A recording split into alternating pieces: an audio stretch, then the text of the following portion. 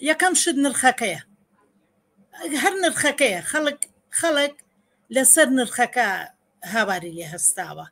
کێشەیەکی تر بوونی ئەم هەموو مۆلیدە زۆرەیە، ئەم مۆلیدانش هەر ئەوانیش بۆ خۆیان ئاعتیرازی خۆیان کرد، ناڕزایەتیان دەربڕی لە پێناوی ئەوەیە کە ئەمانیش کاروکاسبی خەڵکێکی زۆر لەسەر مۆلیدەیە، خەڵکێکی زۆرە کە بژێوی ژیانی لەسەر ئەم مۆلیدانەیە. ئەی ئەمان چیان بەسەریە؟ ئەمان چۆن چی بکەن دوای ئەمە؟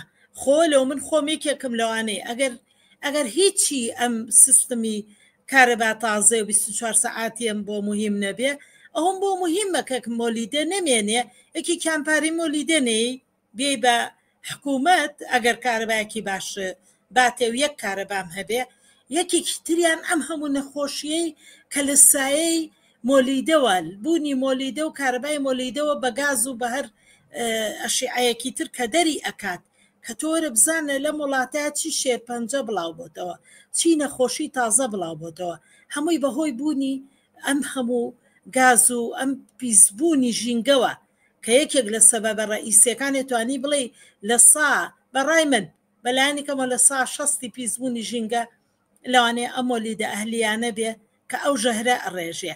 بەڵام ئایا ئەوان چیەکەن دوایەوە؟